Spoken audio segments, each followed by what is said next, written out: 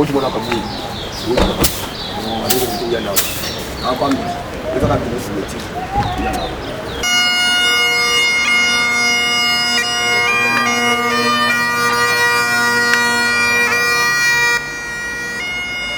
allez mettre Tino en la Cape Town, à Bandi et Belé Baïdi. Etienne Chimbalanga. Oui, comme Maman Charoufa Oramba. Morangai Roger, Naza on a Cape Town. On a ni maman. Maman Lolo. On a maître Fafa Kilo et Mombele imbattable. Maître Dada, donc. On a Fagibouka ça. Fagibouka ça, ouais. On a dit maïté que nous avons royal lelo le petit nanga. C'est la pire petit nanga. Alors pour nanga, revanche si revanche. Famille Kabouya, il faut venger les moi na bino. Depuis que devant l'île en Afrique du Sud, Cape Town, DiCaprio Kabouya za jeune moko azalaka timide, alobaka mingi te aza social. Petit na biso Arsène boyebi kaka na âge ya ba puberté, ba adolescence. Donc moi na nyonso turbulence ezalaka, mais cela ne veut pas dire que azala victime ya menace to ya attaque au salamela qui est na parc qui a mettre plein. Bicap revanche si revanche. Tel faut tchakana c'est faut tchakana c'est. Oui, naebi Arsène, naebi famille nae, mamie DiCaprio donc on a pena ba bureau quoi. Ba baboma qui est-ce que oyebi pe bango pour baza ba congolais pe. Ya naebi bango, naebi papa Eli, naebi papa Martin donc famille. Donc famille vraiment. Famille na famille de babomani. Donc mambo ezaka pasi ya. Papa, diaspora ezalaka te na mboko. Diaspora ni. Diaspora ezalaka te. Communauté ezate monde tokutani boye. Ça c'est la communauté. Ce que si c'est moi na zongi communauté kufi diaspora ezalaka te. Ba o babeti baza ba kamada ya nae. Ebi problème. Elo kwa pele kinanga masanga pe bako betaye. Ube mwana nanga masanga ko betaye. Ezaka pasi. Oui, komi, ils ont pas si makasi. Quand on peut publier le lobby, il faut que les lacans soient là. Nous sommes de cœur avec eux, toujours les lacans qui ou à tiki bichon na condition moko. Il est parti à fleur d'âge, à un avenir moulaï. Mais vie sur qui kakaboye, nous avons tapé ça qui peut nous avons joué. Bicap revanche si revanche. Tel faut tchakana c'est faut tchakana c'est.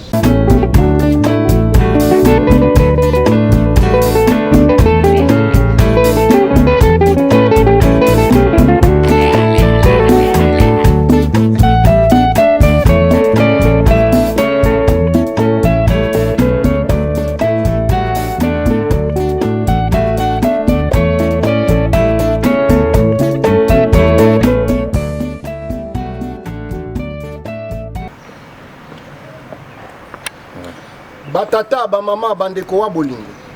Naza déjà si bisika oyo ba supposer nzoto ya ndeko na biso congolais Arsène Kabamba Kabuya. Oyo ba betaki ba bomaki epa ba congolais lelo ezali mokolo enterrement. Toza awa na Western Cape, Cape Town, Mada City na Afrique du Sud. Tozali lelo dimanche le 27 octobre 2024. Tozali awa tozali kolela ndeko na biso Arsène Kabamba Kabuya oyo babomaki epa ya ba congolais bandeko na ye babomie na kati ya Afrique du Sud Cape Town. Alors bolandaki ba interview surtout to salaki. Bonjour famille. Boni. Okoya to kusa pardon kozoya à pied levé na banzi o ezali bisiko to kolela ndeko na biso oyo babomaki epa bandeko na biso. Nini yokolo basiri yango? Revanche si revanche. Revanche sur revanche. Vous allez mettre Tino en la Cape Town, à Bandi et Belé Baïdi. Il y a vraiment le long à l'andimaïté que nous avons royal et l'eau et la petite nanga. C'est la pire petit nanga. Alors pour nanga, revanche si revanche. Famille Kabouya, il faut venger les moi na bino. Pour nga na auto kunda moi na nga pe ba bomi na mbeli semaine prochaine et semaine passée pardon. Alors mon thème na ngeza vraiment renseigné. Ko ya remona ko la petite pas na ngeza la nga bien té. Bicap revanche si revanche. ezali pasi pe mawa mais conseil nini ozopesa na diaspora congolaise ezala ya Afrique ya Europe to Amérique? Est-ce que d'abord tozala na diaspora te tolobaka na sima bato. Il est temps le diaspora azwa relève soi-disant diaspora qui diaspora ezala na bamatanga ou bien na bafete. Non, il est temps. Ce sont des épreuves au diaspora kosala quelque chose. Alors pour nanga pendanga na mona diaspora en Afrique du Sud. Netinga ngamoko diaspora, s'il y a un problème, je dois traiter ça dans ma façon. C'est ça. Merci mingi tokozo tambelete ozana zelozo tambusa. Lobani na suka ko loba et puis mbote na baeba bio. En tout cas, na ba onyo so baebi maître Tino, bolimbisanga, bo toujours bandeko na tansu na lobby mabe. Mbote na bino tozali na salle tozela nzoto ya lekeya tolela elongo po babilela na ba o bazolela. Mais soi-disant diaspora, il faut faire quelque chose. Please. Merci mingi. Ah, toza na wapi? Toza na mboka nini? Awa toza précisément na Cape Town, na Afrique du Sud. Toyo le la ligue na biso na Catholic Church, na Station Road. Donc tozali awa po na le la ligue na biso. Merci mingi maître. To sepeli ko pesa biso interview. Merci mingi. Tozali na ndeko na biso moko awa akota pe aloba. Bonjour papa, koko ta nakati. Bonjour. Kombo na onani? Kombo na ngai Etienne Chimbalanga. Mwana mboka Etienne Chimbalanga okoloba nini na bandeko bazotala biso par rapport ya événement ya mabe toza nango oyo moko na biso babomi epa ya bandeko na biso bakongole? Juste message au ezali na diaspora congolaise, précisément à l'étranger ndenge tozali awa. Cape Town, Afrique du Sud et ailleurs, biso bato vandi libanda eza pena mawa mingi ya ko vivre ba genre ya ba comportement ya ba civique bon. Donc peut-être tokanisa ki so to katisi frontière to bimimboka to ko changer moi ba lignée to na ba éducation o to kutiawa to ko la civiliser lokola ba misusu bazali ki civiliser te na mboka. Mais ezali toujours regrettable na communauté congolaise. To éviter il faut qu'on renforcer civisme na kati ya communauté congolaise baena no ba s'intégrer na moralité. Donc batu bazali na ba immoraux ebele tozali na ba anti-valeur tozali na batu o bazali ko détruire société na kati na biso. En tout cas toza ko senga ka gouvernement na biso ou bien na ba gouvernement ya bamboka tozali ensemble to travailler pour na ko rééduquer communauté congolaise ou azali kolinga ko s'intégrer toujours te na ba civilité moko oyo mutu normal a ko vivre yango moni ba incident ya boyoza kolika na kati ya communauté. Merci mingi mwana mboka. Mais personnellement est-ce que ebaki mwana mboka Arsène Kabamba Kabuya? Vraiment très bien, tous en avons affinité parce que grand frère naïe DiCaprio ingénieur DiCaprio Kabuya a ami. Donc, de vivre dans la diaspora pendant plusieurs années. Donc, tu es banni pas moins de 10 ans depuis que tu vendis en Afrique du Sud, Cape Town. DiCaprio Kabuya a jeune moroise timide, à l'obaramingité, à la social. Petit nabiso Arsène, boyebika na âge ya ba puberté, ba adolescence. Donc, moi, na nyonso turbulence ezalaka, mais cela ne veut pas dire que à la victime, il y a menace, il y a attaque au salamela qui est dans le parc, qui a mettre plein. Donc, tout ça vraiment que la communauté congolaise, vraiment tout le monde peut apprendre un peu la civilité, qu'on vivre mal dans la communauté. Parce que tout ça qu'on condamné les Sud-Africains, les Bomaka, mais par contre, comme ils sont tout comme ils bomana. Donc, tout ça a un problème, il y a un mboka est. Tu vendis sous les bandes awa, bazolinga toujours pour continuer dans le même comportement et rebelle. Tu considérer bango bazali na ngambu ya ba M23. Par contre, tu yaki awa pour la protection. Tu yaki awa pour tout tanga, tu yaki awa pour tout acquérir connaissance moko boye oyo to zwa quitter na mboka. Mais alors, tout moni bande konabiso bazali ko se comporter ainsi. Ba pasteur, ba panzisango, ba docteur, ba professeur, tout me un peu pour recadrer, pour rééduquer la communauté congolaise. Merci mingi mwana mboka. Mais lilobani nokoloba na famille ya Arsène Kabamba Kabuya o na minute oyo bazali akozuka ba perdre ya bango ndeko mwana yaya bazali na pasi na motema nini okoki koyebisa bango na minute lokola moko ya bakongolais moko na biso tout toza na pasi mais famille nde eza na pasi makasi koleka biso nini okoyebisa bango? Vraiment, nous sommes ensemble avec la famille, c'est pour cela que nous sommes ici tous pour réconforter la famille. Donc encore une fois mes condoléances à la famille Kabouya. Et puis on a aussi na bango batika nyonso na maboko ya Nzambe. C'est la justice de Dieu qui justifie. Donc justice pe ya biso ya mokili awa ba kosala musala na bango makambo nyonso eza en marche wana ezali discrétion moko judiciaire oyo etali baavocat familial na bango na famille Kabouya. Nzambe pe azali courage toujours à la famille. Nzambe nde moto azali maître de tout. Donc nous sommes ensemble avec la famille. Merci mingi mwana mboka, merci pour l'interview. Batata ba mama bandeko wa bolingo toza toujours na bisiko wapi ba exposer nzoto ya ndeko na biso Arsène Kabamba Kabouya oyo babomaki na parc à Metland nde ba uchi ko expliquer bino d'une façon trop ko expliquer te abetami lokola nyama babomi lokola nyama epa ba congolais communauté na biso na biso tozo bomana toza na mama awa. Bonjour maman. Oui, bonjour papa. Et kombo nani bazolanda s'il vous plaît? Oui, kombo nanga mama Sharouf a Oramba. Mama Sharouf boye malamu na émission na biso tokutani na occasion ya esengote na occasion ya mawa. Est-ce que webi ndeko na biso babomaki Arsène Kabamba Kabouya? Oui, naebi Arsène, naebi famille nae mami DiCaprio donc wana pena ba bureau quoi. Babomaki est-ce que webi pe bango po baza ba congolais pe? Ya naebi bango, naebi papa Eli, naebi papa Martin donc famille. Donc famille vraiment. Famille na famille de babomani. Donc mambo ezaka pasi ya. Donc eza pasi ya lobango ya bandelango. Non pour nanga ezaka ki tolingana. Surtout bino ba congolais pour nga vraiment congolais te ngazanga ngolaise ba yebi.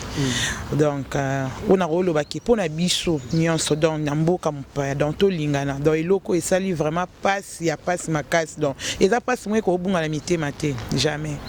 Lilobani nokolo bana famille na ye mama na ye bandeko na ye ndengo ibi bango bao bazana Kinshasa pacho bazana ngona motema ko kende kuna bango babumie pa bandeko na bango pe ba congolais okolo bana bango nini?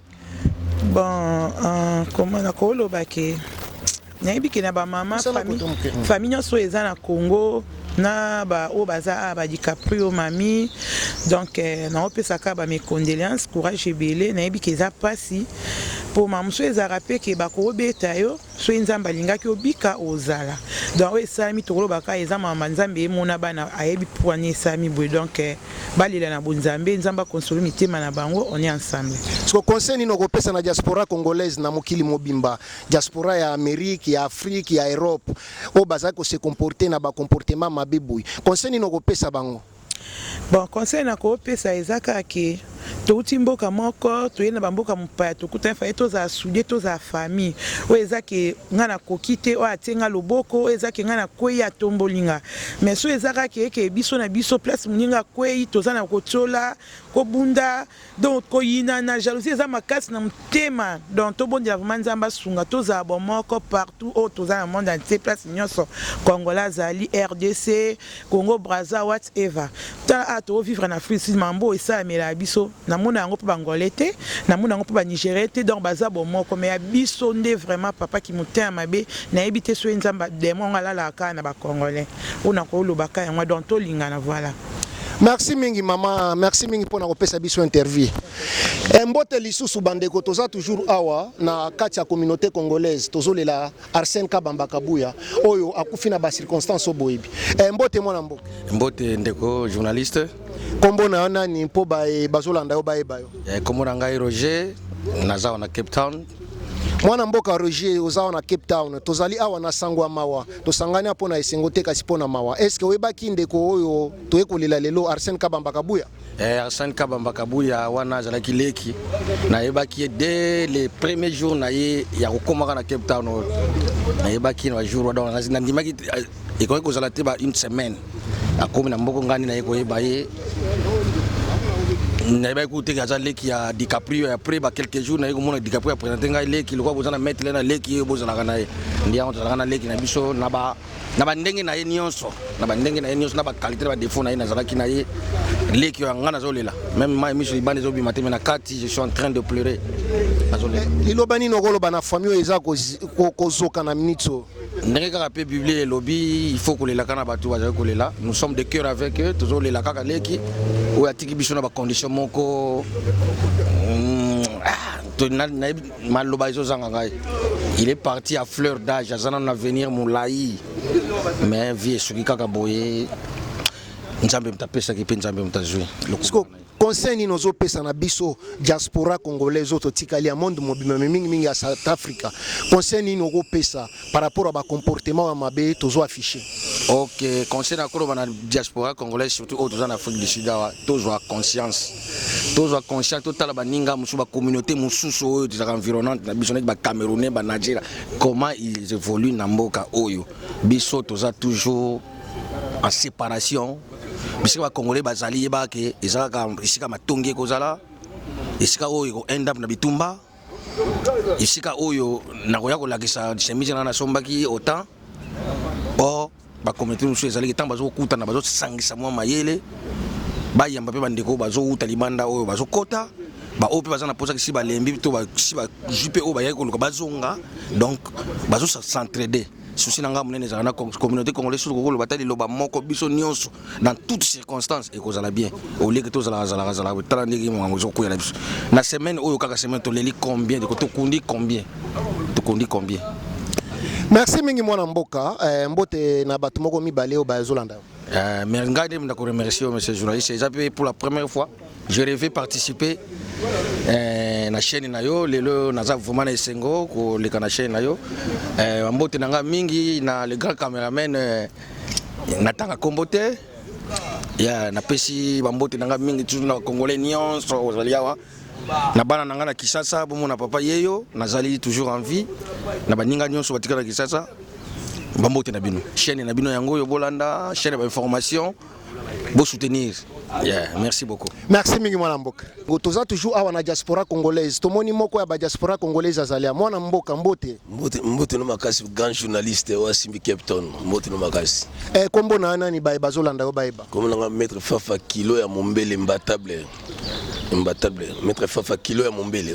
Na kilo ya Mombele imbattable. Awa tozali na Cape Town Afrique du Sud Mada City bisiko wapi to kolela moko ba congolais na kombo Arsène Kabamba Kabuya. Est-ce que webaki neba makamana bien na nolande ika quiet na atala ndenge kindi mais na regeta ki makasi ba obabeti baza ba kamada yana yi ebi problème elo ko peleki nanga masanga pe ba ko betaye ube mwana nanga masanga nga ko betaye isala nga passe mais to lobaki to kunda to ibano makamo to za na Cape Town.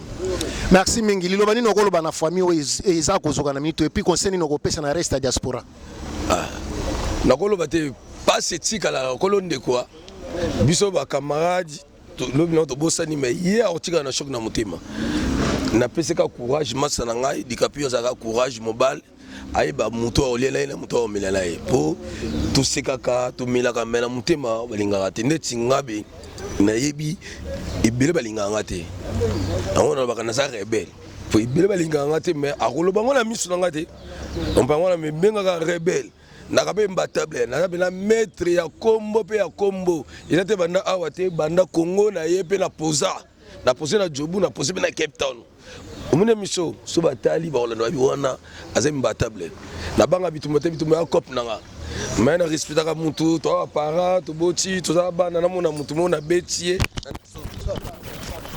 mutu mobe na kena ndaku mwana yo tala ta papa biso abetaki ba âge ni ba âge ba na ba 16 ans ba 17 ans ni ba kosa ba biloko na biso to mettre so dada ta mettre dada za moi ne pe pomba ce qu'on a manqué mettre dada mona a manqué o pe kaka mettre chino na manqué mona ba manqué on to respecte ba mettre yo po lobi la ngope ba respecter biso. Merci mingi mwana mboka maître to za pe na bana mettre lem please à part Zulu Teguma o msuboyate mbote maître. Yeah, merci beaucoup mbote bonjour. Kombo na ona ni ba bazolanda yo ba eba. Ngai mettre dada donc Avec papa la chancelle Jigoro, Baïbinga Baïbi. Bon, tu es là, petit Nabiso, vraiment, donc, les qui a DiCaprio, petit Arsène. Donc, tu es là, parce que il a ça Biso Mawa. Parce que petit Arsène, Biso, tu es allé, événement mini, na Cape Town, en tout cas, tu es allé, surtout, Route du Soc, Sort River, Medland, Brooklyn, Pérou. Donc la place est belle, tous on a petit mot nzunzu. Bon malgré tout ça va comportement na ya vivre donc tant na comportement na vivre bon na likambo les cas en tout cas ils a choc na biso surtout ils a bien bon et corriger pe biso que non to tika ba bitumba libanda za mabe mingi tani to okufela petit na makambo donc ya buzoba ezanga na motina dikola masanga komela masanga ba une coopération koti ba bagarre bimi allez mutu ya kufa donc mutu pe abomiye azape mutu moko abunda na ETP azane mutu moko azape calme mais l'esprit ma bêta ngoyaki en tout cas et ça qui bien té donc photo c'est corriger biso na biso vraiment parce que tant esprit ma be yaka to ba ngote olobi malamu maître mais siko concerne no pesa na diaspora congolaise ya mokili mobimba ya Afrique ya Europe ya Asie ya Amérique mais mingi ya Afrique du Sud concerne no pesa biso bato tikali ozo conseil biso nani bon conseil ça que non on peut ça conseil parce que dans le monde entier en tout cas Toyo kana vraiment Toyo kana tous ça congolais biso nyoso Toyo kana vraiment parce que biloko eleki oyo pays monsieur c'est qui biso makasi c'est qui biso mingi vraiment donc sur surtout ba sud africain pour biso vendre dans l'Afrique du Sud c'est qui biso mingi ba que non comment congolais boko bomona bino donc Toyo kana vraiment moi likambo yo za ndenge nini Toyo ba ne to ko traiter en tout cas ils a vraiment bien été donc Toyo kana ils a bien été vraiment likambo donc et plaire biso nyo surtout vraiment tous en maïle donc dans le monde entier vraiment et le binango Patrick Chimanga, le journaliste le plus célèbre, alors que non, Toyo Kana vraiment dans le biso congolais. Même au moment où Mouninga vraiment en attend passer, aider vraiment donc ça a été que non, menace mon moteur no kufa vraiment, ils a bien été. Donc mutuba ndi mete ka kufa tala. Tant le les cas. Donc tous les là, le Toyo kunda donc tozangeka boy. Bon nazo mako ko senga ma sori vraiment na famille mobimba ya DiCaprio grand frère na famille mobimba na petit Arsène na senga ma sori ma na famille vraiment bolimisa biso donc ezali mokano moko to ndima kitike woya donc biso be to tikali vraiment to somaile to tika ba bitumba pamba donc merci mingi mombote moko mibale na ba yo pe bazolanda yo bon na pesi ma diaspora congolais nyoso mote vraiment na pesi ba journaliste na biso pe o ba osala ke tozala na pesi bango mote mingi bon na pesi pe vraiment ba jidora 100% jido donc na pesi bino surtout mote na ye mo grand maître Soulé na pesi bino mote mingi vraiment donc maître Roda na pesi bino mote bon na ndenge so ya suka na bosa mo lo mwa muke bala ya Medland en tout cas makambo e leka awa na ndenge kino mutu akoya kosala lomo ki aloba soni en tout cas tozala na maîtrise tozala passé likambo wana ekoyi na commune to parce que na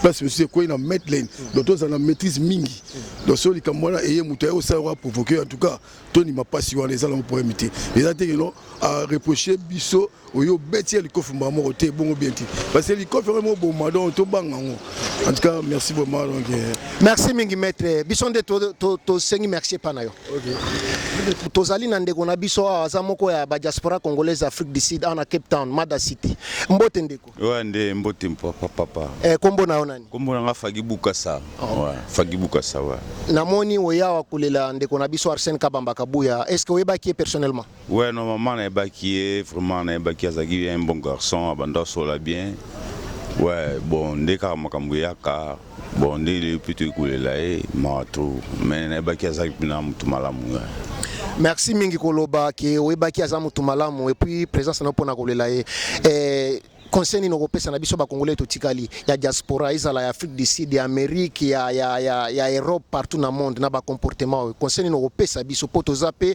moko kasi na diaspora ten fo chaka na se po oyebilobite oyabundisa mutu mususa ko yede lobi mais obundisi ubi obomi ubi osali mabe lobi oyebite donc faut sola bien faut chaka na se merci mingi nini okoloba loba suka kopesa mbote moko mibale mbote te na bato nyonso tu toyekolela ye donc toyeba lobi nini tokosala ouais kobeta na bunda ya solution te. Merci mingi mwana mboka. Si papa. Merci. Maman. Bonjour papa. Tomoni awa na kati ya église pona kolela ndeko na biso Arsène Kabamba Kabuya oyebaki. En tout cas nayebaki ete ata na nzela pe na tikala yo mona ete nalandi kaka sœur na ngai mami yaya na ye nde nalandi me ezaka pasi oyo ekomi eza pasi makasi ezalaka mieux kutu koyebaki moto abelaki azalaki na hôpital bozokende kotala ye wana ndenge mosusu mais oyo koyoka brusquement oyo babetaki ye nde akufi eza pasi yango na kaka ezali pasi mais lelo beni nokoloba na famille oyo baza na pasi makasi koleka miso famille na ye nini okoloba na bango na ngonga pasi makasi napesi kaka mes condoléances na famille mobimba nzambe nde moto azwaka donc ye mpe nde mobondisi donc apesa bango ka kimia na nyonso. Merci mingi me kombo na ona ni mama Lolo. Merci mingi mama Lolo. Bandeko batata ba mama bandeko abolingo toza awa na ba congolais esengeli baloba sur diaspora maître olobi nini sur diaspora papa diaspora ezalaka te na mboko diaspora ni diaspora ezalaka te communauté ezate monde tokutani boye ça c'est la communauté ce que to sisi ya mwana zongi communauté kufi diaspora ezalaka te. Merci mais mwana mboka yo lobi nini sur mai mwana mboka uti ko bon elo mettre lobby il y a rien à commenter donc diaspora congolaise na surtout na Western Cape en tout cas à zéro kombo nani ngana za évangéliste Peter bango osana conseil ko pesa na ba communauté congolaise ndengo boye ko benga o diaspora bon conseil zaka ke foka to milengela ko mibatela ko ba ndenge ya kotambola et puis kotambola sous na banga nzambe toza na nzambe to linga Yesu toza na Yesu parce que ville lo sans Yesu za ma mingi. Merci ya mutu ya yango. Merci mwana mboka kombo nani kombo nanga papa Boni vraiment eloko nga na koko bakisa na o papa Peter otukoloba ezaki communauté na biso totambola na obanga nzambe omoni mboka oyo nde toye na mboka oyo soko lingo vanda tambola ina mboka to remarquer ke bato mingi ba okufa ezaka ba jeune oyo bazo dépasser même mata 40 eza vraiment pas si communauté toyoka kokunda ba leki na biso vraiment oyo ntamu susu avenir eza mulayi likola makamwa mike tozo perdre vraiment bandeko vraiment eza pasi. Merci mingi mwana mboka na banzito